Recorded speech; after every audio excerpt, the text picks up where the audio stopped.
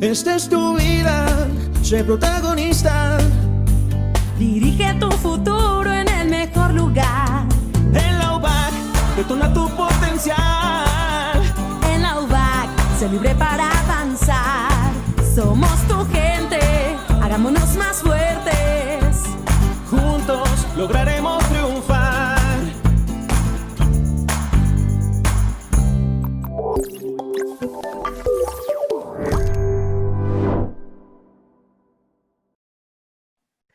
Hola a todos y bienvenidos a esta jornada por la vida, donde tenemos una invitada especial de lujo para que la aprovechemos cada uno de nosotros. Ella es la licenciada Ana Correa, que me voy a permitir presentar. Ana Correa es abogada por la Escuela Libre de Derecho, con maestría en regulación por London School of Economics. Fue directora de Planeación, Investigación y Evaluación del Registro Nacional de Población. Ha representado a nuestro país en diversos foros nacionales e internacionales sobre derechos de la infancia organizados por la OEA y la UNICEF, entre otros. Actualmente es titular de la Cátedra de Derecho Internacional Público en la Escuela Libre de Derecho y cofundadora de la Clínica Internacional de Derechos Humanos, CABAC. Gracias. Muchas gracias, Rubí. Por aquí, licenciada. Bueno, voy a empezar a presentar. Usted me indica conforme vayamos avanzando. Claro que sí, Rubí. Muchas gracias. Muchas gracias a todos, a la UBAC, por esta invitación y esperemos que sea del agrado de todos ustedes. Gracias. Bueno, el tema que hoy voy a tratar es la inconstitucionalidad de la mal llamada interrupción legal del embarazo. Ahorita voy a explicar por qué mal llamada. El ámbito desde el que lo voy a abordar es principalmente constitucional y derecho internacional. Adelante, Rubí, por favor. Bueno, en primer lugar, quiero definir por qué le llamo mal llamada interrupción legal del embarazo. Porque la palabra interrupción implica algo que se detiene, pero después vuelve a continuar. Y en el caso del aborto, que es la palabra correcta, no existe esta posibilidad. Entonces, es una mal llamada interrupción porque es físicamente, científicamente imposible reanudar ese embarazo y reanudar esa vida. Entonces, no está interrumpida, está terminada, por lo que el término correcto que voy a utilizar durante mi presentación va a ser el término de aborto, que es el término clínico.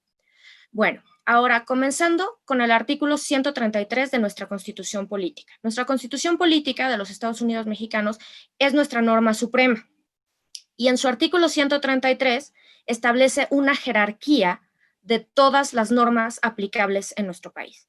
Y dice, esta Constitución, las leyes del Congreso de la Unión que emanen de ella y todos los tratados que estén de acuerdo con la misma, celebrados y que se celebren por el presidente de la República con aprobación del Senado, serán ley suprema de la Unión.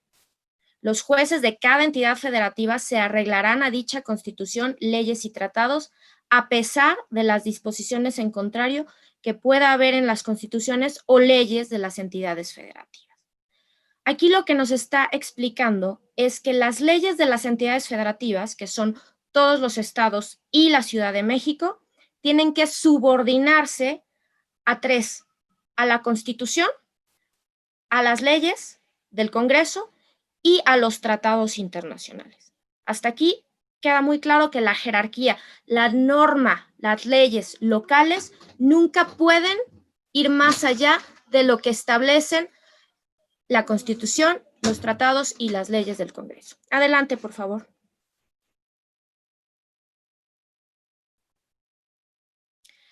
Por su parte, en el artículo primero, la propia Constitución establece: en los Estados Unidos mexicanos, todas las personas gozarán de los derechos humanos reconocidos en esta Constitución y en los tratados internacionales de los que el Estado mexicano sea parte, así como de las garantías para su protección, cuyo ejercicio no podrá restringirse ni suspenderse, salvo en los casos y condiciones que esta Constitución establece. Aquí la propia Constitución hace un punto adicional al que ya había establecido en el artículo 133. ¿Por qué adicional? Porque este artículo está reformado. El 133 siempre ha estado, la jerarquía normativa, pero el artículo primero se reformó en 2011, como se puede ver, y establece que los tratados internacionales suben de nivel jerárquico y adquieren, cuando garantizan derechos humanos, adquieren rango constitucional. De modo que un derecho humano consagrado en un tratado internacional no puede de ningún modo restringirse o suspenderse, salvo que esta restricción esté establecida en la propia Constitución. Ninguna ley de ninguna entidad federativa y ni siquiera una ley del Congreso podría establecer restricciones o suspensiones de un derecho que está consagrado en un tratado internacional, conforme al artículo primero. El segundo párrafo establece las normas relativas a los derechos humanos se interpretarán de conformidad con esta Constitución y con los tratados internacionales de la materia, favoreciendo en todo tiempo a las personas la protección más amplia. Este se llama el principio de máxima protección. ¿Qué quiere decir? Que cuando tenemos dos maneras de interpretar una norma, una que beneficia y una que perjudica al destinatario de esta norma, siempre debe favorecerse aquella interpretación que más protege al sujeto, que más protege al destinatario. Ejemplos hay muchísimos. Cuando, por ejemplo, la presunción de inocencia. Si no sabemos si es inocente o culpable, se le tiene que tratar como inocente. La menor edad. Cuando no sabemos si alguien es menor de edad o mayor de edad, se le tiene que tratar como menor de edad porque es el régimen que más protección le otorga. Si no sabemos si alguien está difunto o no, por ejemplo, el caso del terremoto de 2017, que había personas que no sabíamos si habían fallecido o no durante el terremoto, se les tiene que tratar como vivos hasta que se confirme su defunción. ¿Está clara? Espero que esté clara esta interpretación del principio de máxima protección. ¿Ok? Finalmente, todas las autoridades en el ámbito de sus competencias tienen obligación de promover, respetar, proteger y garantizar estos derechos humanos conforme a los principios de universalidad, interdependencia, indivisibilidad y progresividad. ¿Qué quiere decir universalidad? Que no se puede excluir a nadie de los derechos humanos, a nadie, por ninguna circunstancia. Interdependencia quiere decir que todos los derechos dependen unos de otros. No podría existir un derecho a la libre expresión si no se tiene también un derecho a la justiciabilidad por parte del Estado. No se podría tener un derecho de propiedad si no tenemos el derecho de libertad. ¿Ok? Entonces, los derechos dependen unos de otros. Indivisibilidad quiere decir que no pueden separarse. No podemos decir, bueno, en este caso este derecho no aplica o en este aplican siempre. Y progresividad quiere decir que van avanzando. El Estado deberá prevenir, investigar, sancionar y reparar las violaciones a los derechos humanos en los términos que establezca la ley. Esta es una obligación para el Estado de sancionar cualquier tipo de violación a los derechos humanos. Adelante, Ruby, por favor. Muchas gracias. Aquí tenemos nuevamente la jerarquía normativa que coloca a la Constitución Política de los Estados Unidos en la cumbre, seguida inmediatamente por tratados internacionales, en siguiente peldaño, leyes federales, seguidos por las constituciones locales y como último punto de la pirámide, las leyes locales. Entonces, es muy importante tener en cuenta esta pirámide normativa porque las restricciones al derecho a la vida y las despenalizaciones al aborto generalmente se ubican en este punto, en el de leyes locales, en los códigos penales de las entidades federativas, saltándose todas las anteriores. Vamos a continuar, por favor, Rubí. Y ahorita sí vamos a entrar en el ámbito internacional. ¿Cómo está regulado el derecho a la vida en el ámbito internacional? Primero vamos a ver la Convención de Viena sobre Derecho de los Tratados. Esta convención se firmó el 21 de marzo de 1986, se aprobó por el Senado el 11 de diciembre del 87, se ratifica en 1988 y se publica en el Diario Oficial de la Federación el 28 de abril de 1988, cumpliendo con todos y cada uno de los requisitos que la Constitución establece para que un tratado sea ley suprema de la Unión en nuestro país. Por lo tanto, es indisputable que esta convención nos es aplicable. En su artículo 31 nos explica cómo se deben interpretar los tratados internacionales. Artículo 31, regla general de interpretación. Un tratado deberá interpretarse de buena fe conforme al sentido corriente que haya que atribuirse a los términos del tratado para el contexto de estos, teniendo en cuenta su objeto y fin.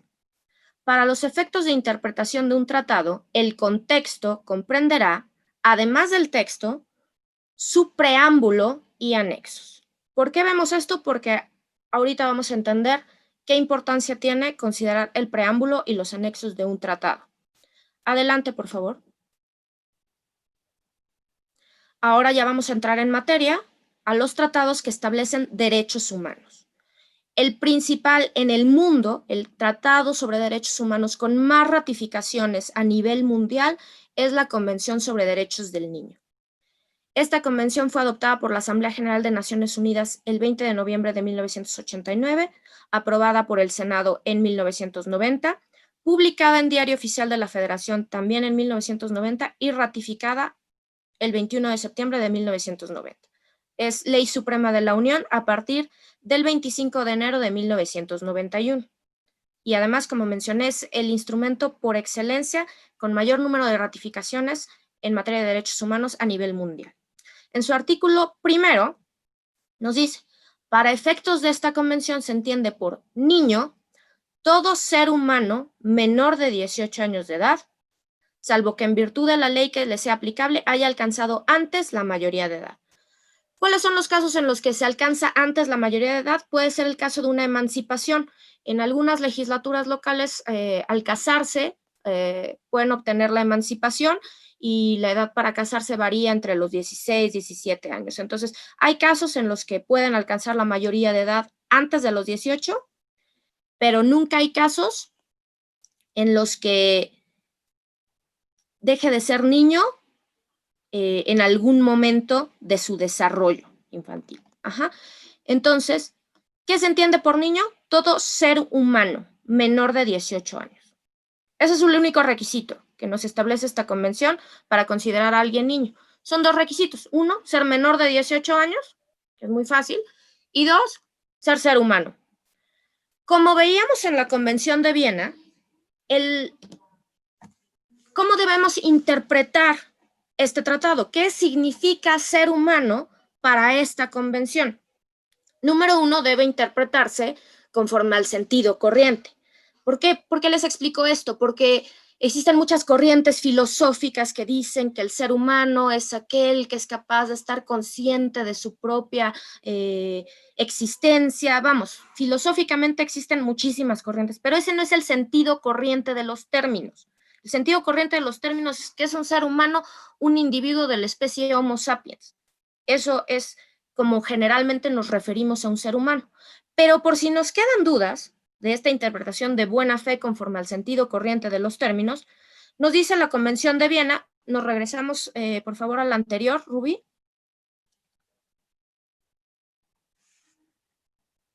Teniendo en cuenta su objeto y su fin. ¿Cuál es el objeto y fin de la Convención? La protección de los niños. Y tercero, nos dice, la interpretación de un tratado comprenderá el contexto, que además del texto incluye su preámbulo y anexo. Entonces, por si aún nos queda duda, vámonos al preámbulo de la Convención para entender perfectamente a qué se está refiriendo con niño. Adelante, Rubí, muchas gracias. Al siguiente, por favor. ¿Cómo lo interpretamos? ¿Qué dice el primer párrafo del preámbulo? Considerando que de conformidad con los principios proclamados por la Carta de Naciones Unidas, recordemos que la Carta es del año 1945, la libertad, la justicia, la paz en el mundo se basan en el reconocimiento de la dignidad intrínseca, palabra importante, de los derechos iguales e inalienables de todos los miembros de la familia humana. ¿Qué significa intrínseco? Significa en sí mismo. Es decir, no depende de ningún tipo de circunstancia externa.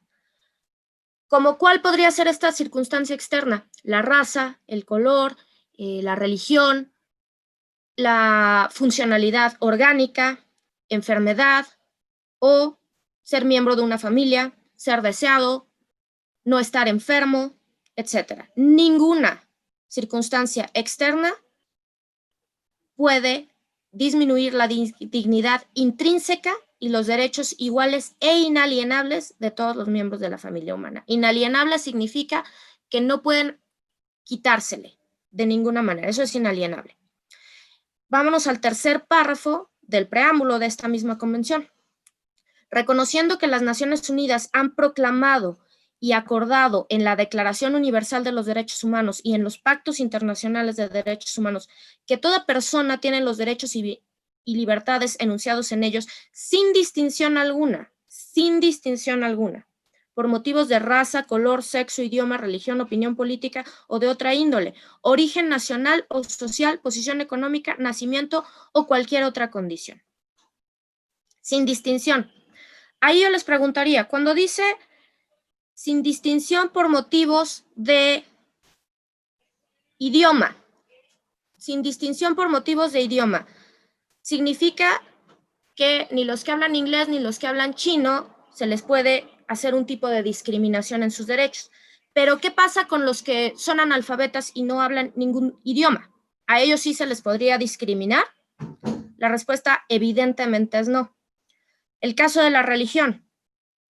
Ni a los musulmanes, ni a los cristianos, ni a los hinduistas se les podría discriminar en sus derechos por su religión. ¿Qué pasa con los ateos o con quienes no profesan ninguna religión? ¿Se les puede discriminar? No, evidentemente. Esto nos parece sumamente claro. Exacto. Entonces, cuando decimos sin distinción alguna por religión, no nos referimos solamente a las diferentes religiones, sino a no tener religión también.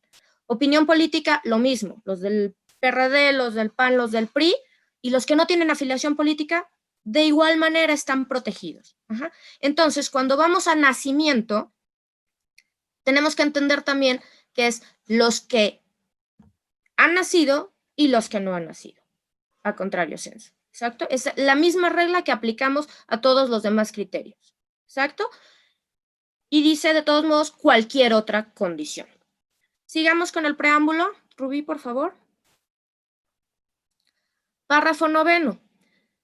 Teniendo presente, como se indica en la Declaración de los Derechos del Niño, que el niño, por su falta de madurez física y mental, necesita protección y cuidados especiales, incluso la debida protección legal, tanto antes como después del nacimiento. Aquí ya nos queda perfectamente claro, ya no tenemos ni siquiera que interpretarlo, está textualmente en el preámbulo, antes como después del nacimiento, y establece que la falta de madurez, que en muchas circunstancias se utiliza como un eximente de responsabilidad para permitir el aborto, la falta de madurez física y mental de un embrión, de un feto, a lo que lo hace acreedor es a protección y cuidados especiales, no a la discriminación en sus derechos. Está sumamente claro el párrafo 9 de la Convención sobre Derechos del Niño. La falta de madurez física y mental de un ser humano menor de 18 años, como es un embrión, como es un feto, a lo que lo hace acreedor es a protección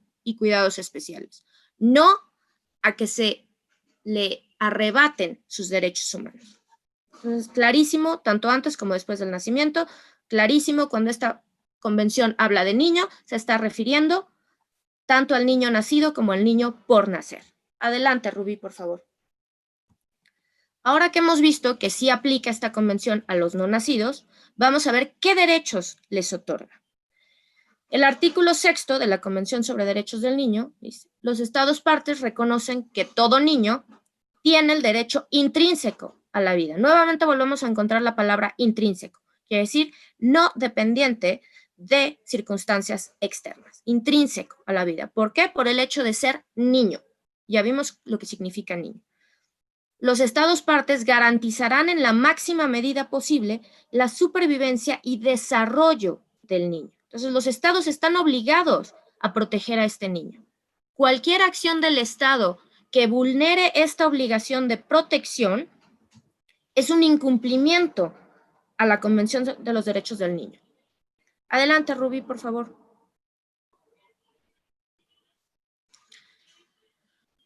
Existe quien dirá, no, pero este artículo del derecho a la vida se refiere a partir del nacimiento. La respuesta a esto es muy simple. Si los estados parte que suscribieron esta convención hubiesen querido limitar el derecho a la vida únicamente a aquellos seres humanos ya nacidos o a partir del nacimiento, lo habrían escrito como tal. Así de claro como lo hicieron en el derecho a la identidad. En el artículo 7º, que es el siguiente, los estados parte establecieron esto. El niño será inscripto inmediatamente después de su nacimiento, Lo aclararon los estados parte de esta convención. Y tendrá derecho desde que nace a un nombre, adquirir una nacionalidad y en medida de lo posible a conocer a sus padres y ser cuidado por ellos. 2 veces los estados parte aseguraron que el artículo 7 aplica después del nacimiento, 2 veces en el mismo párrafo. Inmediatamente después de su nacimiento, tendrá derecho desde que nace. Quiere decir que los estados sabían lo que estaban redactando. Los autores de esta convención quisieron darle esta intención. Si en el artículo 6º no hicieron la distinción sobre el nacimiento, quiere decir que no pretendieron que ese derecho arrancara a partir del nacimiento. En pocas palabras, como decimos nosotros los abogados, donde el autor no distingue, el intérprete no debe distinguir. Adelante, por favor.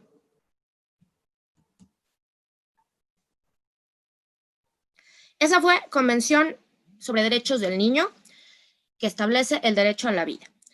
Vámonos ahora al Pacto Internacional de Derechos Civiles y Políticos, que es otro tratado internacional en materia de derechos humanos. Se adopta en Nueva York en 1969, me parece. México se adhiere en 1981, se promulga en 1981 y se publica en el Diario Oficial de la Federación en 1981. Y en su artículo 6º establece: el derecho a la vida es inherente a la persona humana. Este derecho estará protegido por la ley y nadie podrá ser privado de la vida arbitrariamente. Entonces, es inherente a la persona humana. Nuevamente, ¿qué significa inherente? Solo por el hecho de ser persona humana. No está supeditado ni condicionado a ningún tipo de circunstancia, a ser viable, a ser sintiente, a ser consciente, a ser independiente, a no tener discapacidades, a ser deseado. Ningún tipo de circunstancia condiciona el derecho a la vida, es inherente. Ahora bien, existen personas que nos dicen, pero aquí claramente dice persona humana, no dice ser humano como la Convención sobre Derechos del Niño, dice persona humana.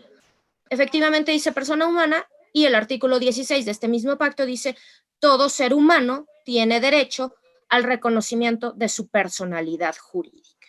Es decir, todo ser humano debe ser reconocido como persona. ¿Por qué es importante esta distinción? Porque el término persona es un término jurídico, 100%. El término ser humano es un término biológico, médico, científico. ¿Qué sucede cuando nosotros determinamos que algunos seres humanos no son personas?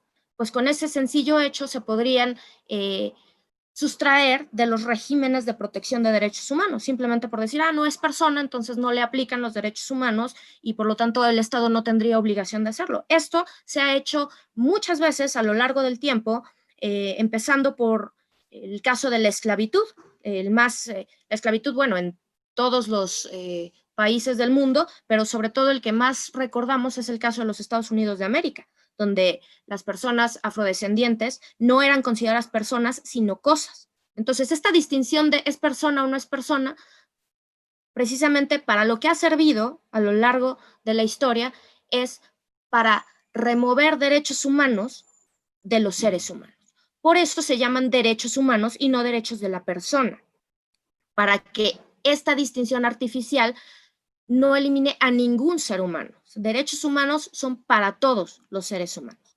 Entonces, continuamos, por favor, Rubí.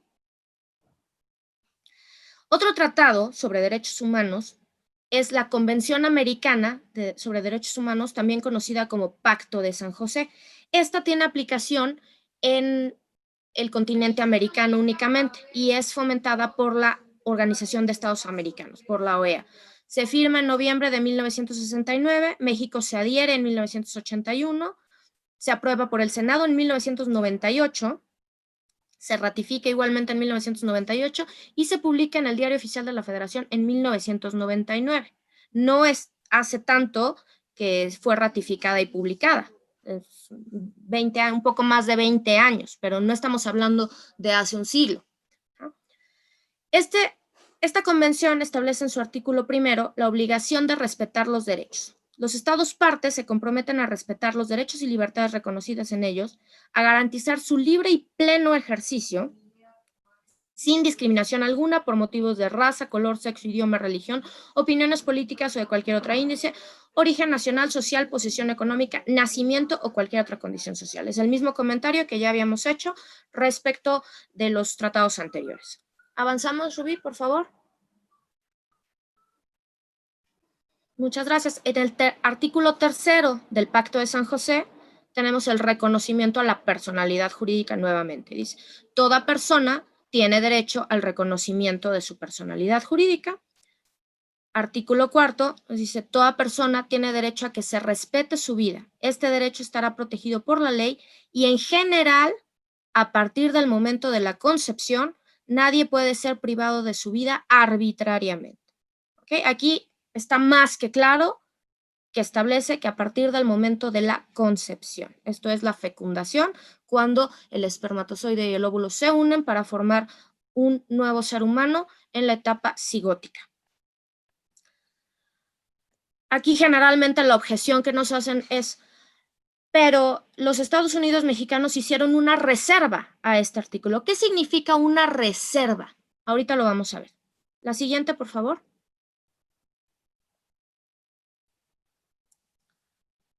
Una reserva es una declaración formulada al firmar, ratificar o aceptar adherirse a un tratado con objeto de excluir o modificar los efectos jurídicos de una disposición. Quiere decir que el Estado dice, sí acepto todo el tratado, menos este artículo, menos esta parte. Este no me va a aplicar. Eso quiere decir una reserva, es decir, me reservo este artículo, no me voy a obligar por este artículo en particular. Efectivamente, los Estados Unidos mexicanos, nuestro país, hizo una reserva al Pacto de San José. Y la reserva fue la siguiente. El gobierno mexicano hace reserva expresa en cuanto al párrafo 2 del artículo 23, ya que la Constitución Política de los Estados Unidos Mexicanos, en su artículo 30, dispone que los ministros de culto no tendrán voto activo, ni pasivo, ni derecho a asociarse con fines políticos. Esa es la única reserva que realizó México a esta convención. ¿Qué quiere decir que el Estado mexicano haya realizado una reserva que sabía perfectamente lo que es una reserva y sabía perfectamente las consecuencias de una reserva? Aquí lo que está diciendo es, yo, México, no le otorgo a los ministros de culto el derecho al voto porque mi Constitución me lo prohíbe. Entonces me reservo la parte del artículo 23 que habla sobre el voto, que el voto debe ser universal, dice me reservo y no voy a aplicar este artículo porque voy a aplicar mi artículo 130 de la Constitución. Eso es una reserva. Ahora bien, ¿qué es una declaración interpretativa? La siguiente, por favor. Se entiende por declaración interpretativa una declaración unilateral, cualquiera que sea su enunciado o denominación, hecha por un Estado u organización internacional con objeto de precisar o aclarar el sentido o alcance de algunas disposiciones de un tratado. Entendamos muy bien la diferencia porque de esto depende la interpretación que se le dé. La reserva tiene por objeto excluir o modificar. La declaración interpretativa tiene por objeto precisar o aclarar. En ningún momento es excluirse de la obligación de un artículo. Esto tiene que quedar perfectamente claro porque ni a los ministros les queda claro. Y es una vergüenza tener personas en la Suprema Corte que no entiendan la diferencia entre una reserva y una declaración interpretativa. Su objeto no es excluir la obligatoriedad. Y México realizó una declaración interpretativa al artículo 4 del Pacto de San José. Dice, declaraciones interpretativas. Con respecto al párrafo 1 del artículo 4, México considera que la expresión en general usada en el citado párrafo no constituye obligación de adoptar o mantener en vigor legislación que proteja la vida a partir del momento de la concepción, ya que esta materia pertenece al dominio reservado de los estados. Es importante entender que aquí lo que el Estado mexicano estableció fue que no está obligado a tener legislación que proteja la vida. No está obligado. Efectivamente, no está obligado a tener leyes que protejan la vida. ¿Por qué? ¿Por qué no está obligado? Porque el tratado es suficiente. Como ya vimos en la pirámide de jerarquía normativa, los tratados están por encima de las leyes. Entonces, con que exista el tratado, con que esté firmado, ratificado, publicado, es suficiente para que se entienda obligatorio. No se requiere convertir en ley, no se requiere bajarlo de nivel a las leyes. Pero si los estados, el dominio reservado a los estados, quieren establecer leyes que protejan la vida a partir del momento de la concepción, pueden hacerlo. No están obligados a tener leyes, porque el tratado ya los obliga, pero pueden hacerlo, no lo tienen prohibido. Esta declaración interpretativa no quiere decir que los estados se puedan sustraer de la obligatoriedad del artículo 4. Así se ha entendido y es una absoluta aberración jurídica en todos los sentidos. Contraviene el artículo 133 constitucional, contraviene el artículo 1, en el que vimos que cualquier suspensión de derechos humanos tiene que estar en la propia Constitución, y además contraviene el derecho internacional, la forma en que se interpretan los tratados, y contraviene lo que significa una declaración interpretativa. Entonces tiene sendos errores jurídicos el pensar que los estados pueden soberanamente sustraerse de las obligaciones nacionales consagradas en los estados y que tienen rango constitucional conforme al propio artículo 1. Continuamos, por favor.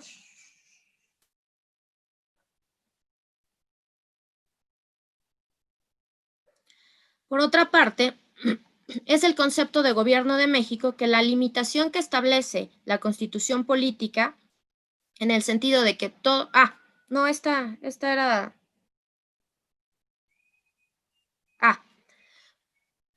aquí abajo, dice, ahí está el fundamento de que los estados como Oaxaca y la Ciudad de México despenalicen el aborto. Muchas personas han intentado justificar en esa declaración interpretativa la facultad de los estados o de la Ciudad de México para despenalizar el aborto. Vamos a ver por qué no.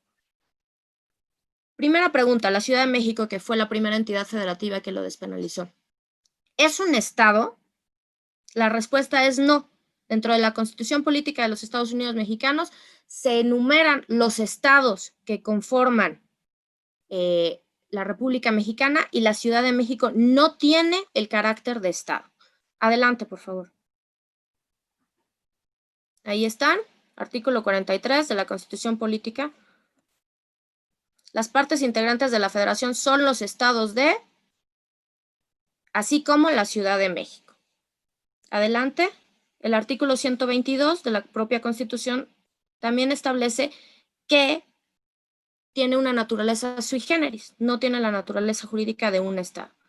El artículo 44 dice: la Ciudad de México es la entidad federativa, sede de los poderes de la Unión, se compondrá con el territorio que actualmente tiene, y cuando los poderes federales se trasladen a otro lugar, entonces se erigirá en un estado con la denominación Ciudad de México. Pero mientras los poderes federales sigan existiendo en la Ciudad de México, no tendrá el carácter de estado.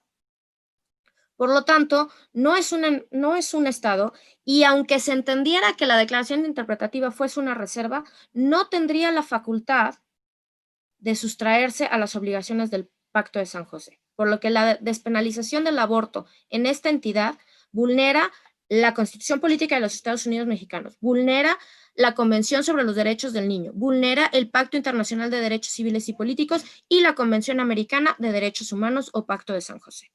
Adelante, por favor. Ahora, va a haber quien nos diga, pero Oaxaca sí es estado, por lo tanto sí le aplica la declaración interpretativa que dice que esto es de exclusiva competencia de los estados. Tampoco es así, porque como vimos en la pirámide de jerarquía normativa, las leyes locales deben adecuarse no solo a la constitución política, a los tratados, a las leyes federales, sino también a sus propias constituciones locales. Están por encima de las leyes locales. La Constitución Política del Estado Libre y Soberano de Oaxaca, en su artículo 2, establece: la ley es igual para todos. La Constitución General de la República y esta Constitución son ley suprema del Estado. Las facultades de la Constitución Política de los Estados Unidos Mexicanos no otorgan expresamente a la Federación, se entienden reservadas al Estado. Adelante, vamos al artículo 12 de la Constitución de Oaxaca. Artículo 5, nadie podrá ser privado de la vida, de la libertad, de sus propiedades, posesiones o derechos, sino mediante juicio seguido ante tribunales previamente establecidos. Y en el artículo 12, párrafo 6, dice: en el estado de Oaxaca se protege y se garantiza el derecho a la vida. Todo ser humano, desde el momento de la fecundación, entra bajo la protección de la ley y se le reputa como nacido para todos los efectos legales hasta su muerte natural. Los habitantes del Estado tienen todas las garantías y libertades consagradas en esta Constitución, sin distinción de origen, raza, color, sexo, idioma, religión, opinión política, condición o actividad social. Entonces, aquí claramente la Constitución de Oaxaca establece la protección al ser humano desde el momento de la fecundación. Por lo tanto, el Código Penal de Oaxaca no puede ir más allá de su propia Constitución, y mucho menos de la Constitución Política de los Estados Unidos Mexicanos. En el párrafo 19 del mismo artículo 12, dice: es obligación del hombre y de la mujer asumir su paternidad o maternidad responsable con todos y cada uno de los hijos que procreen. No establece de los hijos a los que den a luz, de sus hijos nacidos, de los hijos que procreen. Y procrear es un término biológico que significa concebir. Adelante. Por lo tanto, el Código Penal de Oaxaca no puede contravenir la Constitución del Estado y mucho menos las normas de derechos humanos de rango constitucional que están contenidas en los tratados internacionales. Adelante. Ahora bien, existen personas que dicen: es que sí existe el derecho constitucional a decidir de manera libre y responsable el número de hijos. Entonces, esta se debe entender como la restricción constitucional al derecho a la vida. Número 1, tenemos que recordar que los derechos humanos son indivisibles e interdependientes. ¿Esto qué quiere decir? Que no pueden dividirse, tú tienes estos, tú tienes aquellos, y tampoco puede decirse, este aplica en este caso y este aplica en este caso. Son interdependientes, de modo que no podemos tener un derecho a decidir de manera libre y responsable el número de hijos que queramos tener si no tenemos un derecho a la vida. El derecho a la vida es el primero de todos los derechos humanos, y si no se tiene no se pueden tener ninguno de los demás. A esto se refiere la interdependencia. Entonces, cuando establecemos en el artículo 4 de la Constitución Política de los Estados Unidos Mexicanos, el hombre y la mujer son iguales ante la ley, esta protegerá la organización y desarrollo de la familia. Toda persona tiene derecho a decidir de manera libre, responsable e informada el número y espaciamiento de sus hijos. ¿Qué quiere decir libre? Que el Estado no me puede obligar. Responsable e informada, que debo tener el suficiente conocimiento para decidir incurrir en una acción que puede llevarme a procrear hijos. Responsable, que tengo que ser lo suficientemente capaz de responder de las consecuencias de este acto que libre e informadamente decidí. En el mismo artículo 4, párrafo 9, establece: en todas las decisiones y actuaciones del Estado se velará y se cumplirá con el principio de interés superior de la niñez, garantizando de manera plena sus derechos. Los niños y las niñas tienen derecho a la satisfacción de sus necesidades de alimentación, salud, educación, sano esparcimiento y desarrollo integral. Este principio deberá guiar el diseño, ejecución y seguimiento y evaluación de todas las políticas dirigidas a la niñez. Entonces, aquí está estableciendo el principio de interés superior de la niñez. ¿Qué quiere decir? Que cuando aparentemente tengamos contradicción de derechos, digo aparentemente porque en un sistema de derechos interdependientes no existe contradicción de derechos, pero cuando pareciera que hay derechos en contradicción, tenemos un principio rector y este principio es el del interés superior de la niñez. Este principio lo que nos lleva es a dar más protección al más vulnerable. En este caso, el niño, en este caso, el menor de edad. Entonces, cuando nos dicen es que el derecho a decidir está establecido en la Constitución, también el derecho al interés superior de la niñez, el principio. Adelante, por favor. En este sentido, ya la Suprema Corte de Justicia de la Nación ha determinado que el derecho a la identidad de los niños está por encima del derecho del padre a decidir el número y espaciamiento de sus hijos. Este caso, lo voy a platicar, era un caso en el que la mamá solicitaba una prueba de paternidad y el padre se amparó diciendo que él no quería reconocer a ese niño y que él tenía su derecho por el artículo 4º a decidir el número y espaciamiento de sus hijos y que él nunca decidió tener ese hijo, que él no consintió en ese embarazo, solo consintió en la relación sexual, no en el embarazo, y que por lo tanto la prueba de paternidad vulneraría su derecho a decidir el número y espaciamiento de sus hijos.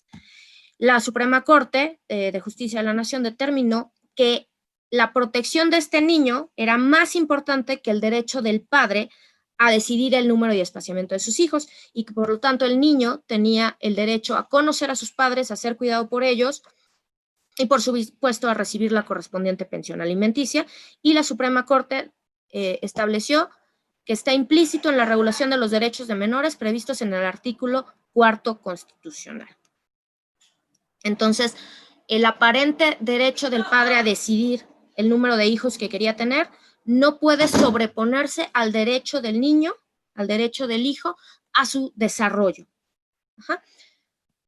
Este mismo criterio puede aplicarse también a la madre. Su derecho a decidir el número y espaciamiento de sus hijos no puede aplicarse retroactivamente, no puede estar por encima del interés superior del niño. Una mujer no puede decidir, cuando ya tiene 2 hijos, como yo, que, ay, no, la verdad es que está muy difícil esto, mejor solo quiero uno. Y entonces yo tengo el derecho a decidir el número y espaciamiento de mis hijos, por lo tanto, pues voy a regalar a uno, ¿no? No suena aberrante porque lo es, porque lo es. O sea, el derecho a decidir es de manera responsable e informada, y no puede arguirse este derecho por encima del derecho del menor, del interés superior del menor. Es un derecho que se ejerce antes de la existencia del menor. Esto debe quedar clarísimo. Y cuando se contrapone con un derecho del menor, el derecho del menor es el que debe prevalecer, ¿no? Por el principio de interés superior del niño. Si no fuese así, si al padre se le obliga por el principio del interés superior del niño y a la madre se le dice, no, efectivamente tú sí tienes el derecho a decidir el número y espaciamiento de tus hijos, entonces este derecho sería discriminatorio, porque a los hombres, discriminatorio por sexo, porque no aplicaría a los hombres, pero sí aplicaría a las mujeres, entonces estaría vulnerando el propio artículo 1º de la Constitución, que establece que ninguno de los derechos se podrá establecer con discriminación por sexo. Entonces, evidentemente, el constituyente no pretendió establecer un derecho discriminatorio en el artículo 4º. Esto nunca fue lo que el constituyente mexicano intentó hacer estableciendo este derecho. Es mucho más entendible, es mucho más congruente con todo nuestro sistema jurídico el comprender que este derecho a decidir de manera libre, responsable e informada se refiere a la capacidad de que el Estado no nos establezca un límite al número de hijos que podemos tener, como es el caso del gobierno de China, cuando tenía la política de que nadie podía tener más de un hijo por familia. Obviamente, esto es lo que está tratando de evitar el artículo 4º, más que otorgar un derecho que anule o que haga nugatorio el derecho a la vida de los niños. Adelante, por favor. Así pues, ante un aparente conflicto de derechos, el principio del interés superior del niño debe prevalecer. La siguiente. En conclusión, hemos llegado a muchísimas conclusiones, quizás las vimos demasiado rápido, pero la Constitución Política, en su artículo 1º, otorga rango constitucional a los derechos humanos establecidos en los tratados internacionales. Es decir, cualquier derecho humano que esté establecido en un tratado internacional del que México sea parte, va a tener la misma jerarquía que un derecho humano establecido en la propia Constitución. Existen 3 tratados que establecen claramente el derecho a la vida, que son la Convención sobre Derechos del Niño, el Pacto de Derechos Civiles y Políticos y la Convención Americana de Derechos Humanos. En estos, muy claramente, sobre todo en la primera y la tercera, se establece que protegen la vida desde la concepción y no hacen distinción entre el nacido y no nacido. En este sentido, toda despenalización del aborto o mal llamada interrupción legal del embarazo es violatoria de los derechos humanos y por lo tanto es inconstitucional. Por esta y por otras razones, la Ciudad de México y el Estado de Oaxaca han vulnerado no solo su Constitución, sino la Constitución Política de los Estados Unidos mexicanos y los tratados internacionales al despenalizar el aborto y eliminar la protección del Estado, la protección que el Estado está obligada a dar a la vida del no nacido. Tenemos las primeras preguntas. ¿Sí? La primera es de Pepe Castellanos López. Dice, en el caso de Veracruz, ¿qué podemos esperar de la nueva propuesta en la Corte? Muchas gracias. En el caso de Veracruz, lo que se va a discutir en la Corte es precisamente la constitucionalidad de la despenalización en el Estado.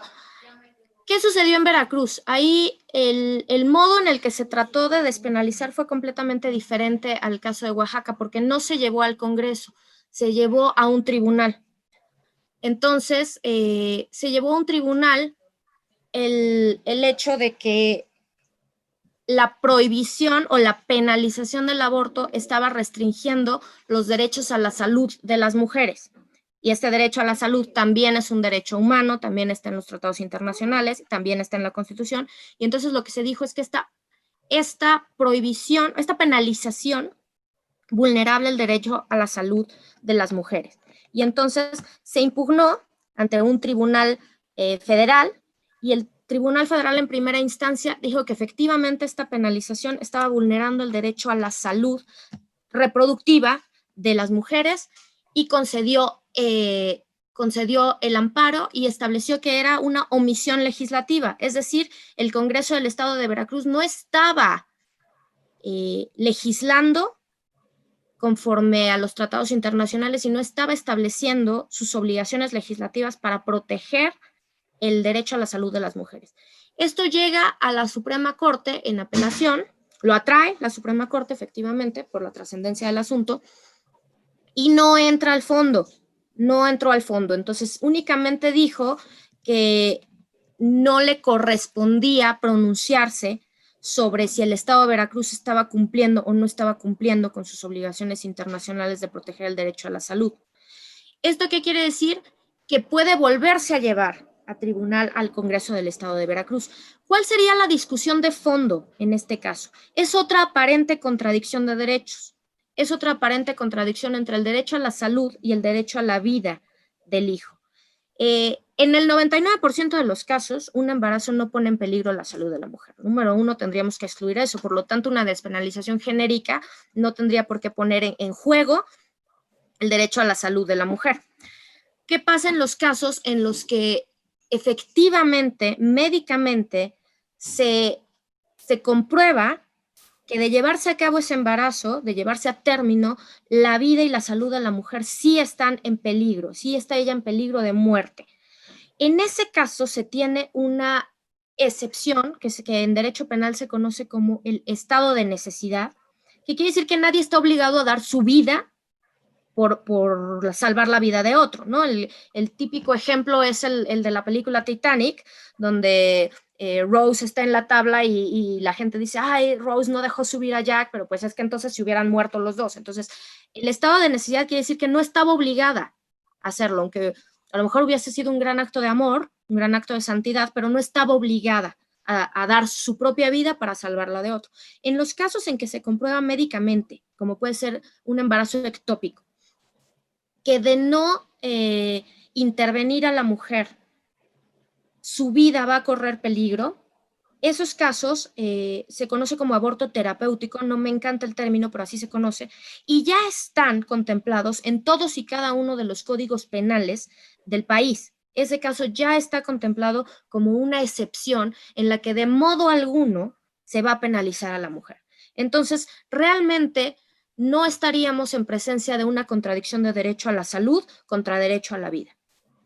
Esa es mi opinión. Yo creo que eso es lo que los ministros tendrían que entrar en el fondo y, por supuesto, tendrían que analizar, como les corresponde a ellos, el control de constitucionalidad, que es decir, todas las normas de rango constitucional que acabamos de ver, las de los tratados, y cómo poderlas coordinar con el derecho a la salud reproductiva de las mujeres. Muchas gracias.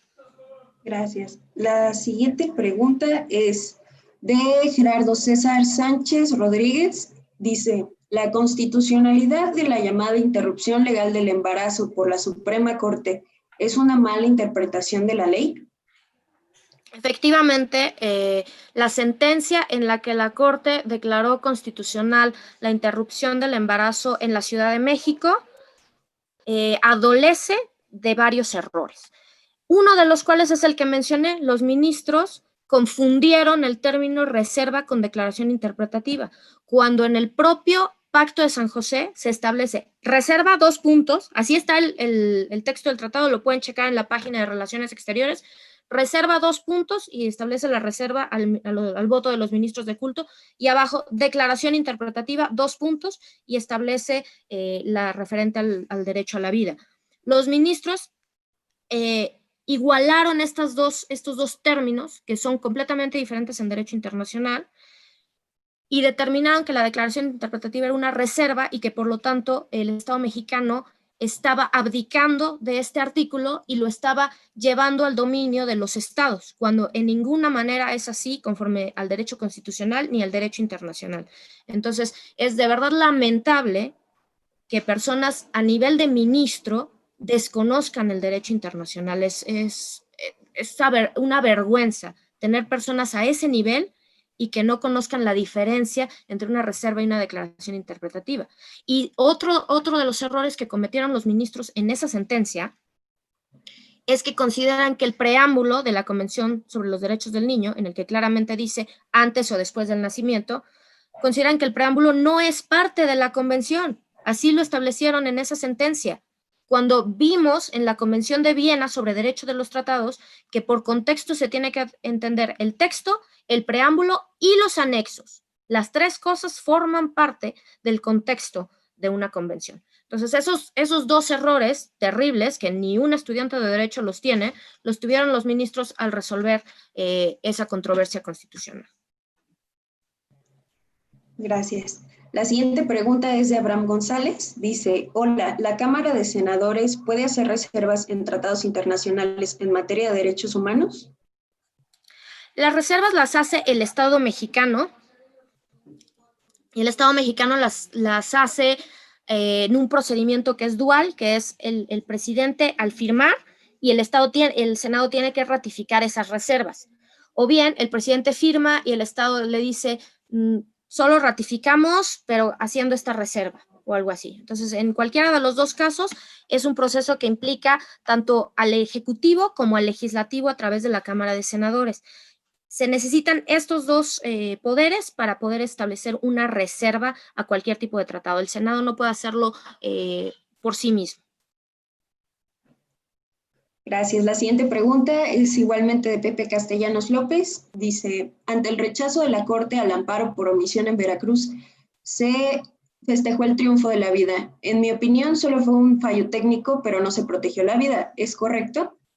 Es correcto, como te dije, fue un fallo técnico, efectivamente, no se entró al fondo. Los ministros lo que dijeron es, no nos compete determinar si el Estado de Veracruz incumplió su obligación legislativa. No entraron al fondo. Creo que si bien no se dejó sin efectos la resolución del tribunal previo, pero como tú bien dices, no se protegió la vida. Ahora bien, no necesitamos que se proteja por parte de la Suprema Corte. Los tratados son ley suprema de la Unión, tienen rango constitucional. No necesitamos una ley adicional, no necesitamos una sentencia para que nos diga que la vida está protegida. Los tratados son sumamente claros y son ley suprema de la Unión. Gracias. Y la última pregunta es de Liliana Gabriela Martínez. Dice, ¿cuál es su análisis de la legislación del aborto en la Ciudad de México? Bueno, ya lo comenté. En primer lugar, pues es inconstitucional por la propia Constitución Política de los Estados Unidos Mexicanos y vulnera los tratados internacionales de los que México es parte, en los que se establece el derecho a la vida. En segundo lugar, aún cuando hubiese sido una reserva, la declaración interpretativa del Pacto de San José establece que eso corresponde al dominio de los estados, y la Ciudad de México no es un estado, no tiene el carácter de estado, por lo tanto no podría, ni siquiera en el caso de una reserva, pronunciarse respecto a hacer una excepción a la protección de los tratados. Y en tercer lugar, no está protegiendo en términos fácticos ningún derecho de las mujeres. El número de abortos ha aumentado desde la legalización en la Ciudad de México y no ha disminuido el número de muertes maternas, no ha disminuido el número de mujeres violentadas, no ha disminuido el número de feminicidios, al contrario, han aumentado. Entonces, los supuestos que estaba pretendiendo proteger esta despenalización no resisten una evaluación de costo-beneficio. El costo ha sido demasiado alto y el beneficio ha sido, en mi opinión, nulo. Por lo tanto, pues es una norma inconstitucional que debería derogarse, debería reformarse para establecer en su lugar verdaderas protecciones, verdaderas prevenciones a la mujer, porque además la mujer eso es lo que quiere. Las mujeres mexicanas, ninguna busca abortar por gusto, sino que lo que quieren es tener aquellas oportunidades que se les quitan al tener un hijo. Y estas son de hecho, el tener una carrera, el tener un empleo, el poder acceder a ciertos puestos. Fácticamente se les discrimina por ser madres. Lo que debemos establecer realmente son estas protecciones, para que ninguna mujer sienta que se vea orillada a buscar un procedimiento que es riesgoso, doloroso e invasivo. Muchas gracias, licenciada. Aquí se nos coló una última pregunta, ahora sí que ya estamos a tiempo. Es de Fabiola Ruiz, dice, ¿cuándo comienza el derecho a la vida y cómo se puede defender ya que se permite el aborto durante el primer trimestre? Bueno, como vimos claramente en los tratados internacionales que analizamos, comienza desde la concepción, desde la fecundación, desde que el ser humano comienza a existir, que médicamente está comprobado que es a partir del momento de la concepción que el ser humano comienza su desarrollo como un cigoto. Desde ese momento, el derecho a la vida es inherente e intrínseco. Estas palabras son muy importantes porque quiere decir que no están condicionadas a la viabilidad, a la sensibilidad, a la conciencia, a ser deseado, a ser planeado, no están condicionadas, son inherente e intrínseco. ¿Cómo puede defenderse? De varias maneras. Número uno, jurídicamente, pues impugnando aquellas despenalizaciones que se han establecido. Número dos, promoviendo que a nivel constituciones de los estados se establezca la protección a la vida desde el momento de la concepción. Varios estados ya tienen esta protección, el estado de Nuevo León, el estado de Guanajuato, el estado de Oaxaca, como vimos irónicamente, ya tienen esta protección a nivel de sus constituciones locales, y es lo que debemos de todos de promover a nivel estatal para que la vida quede completamente promovida. Sería ideal que se estableciera a nivel Constitución Política de los Estados Unidos Mexicanos, pero por circunstancias políticas resulta bastante difícil por la fragmentación al interior de las cámaras. Es mucho más fácil lograrla a nivel estatal y una vez logrado esto podríamos buscar promoverlo a nivel nacional. Perfecto, muchísimas gracias. Bueno, voy a proyectar el reconocimiento que le haremos llegar a su correo electrónico.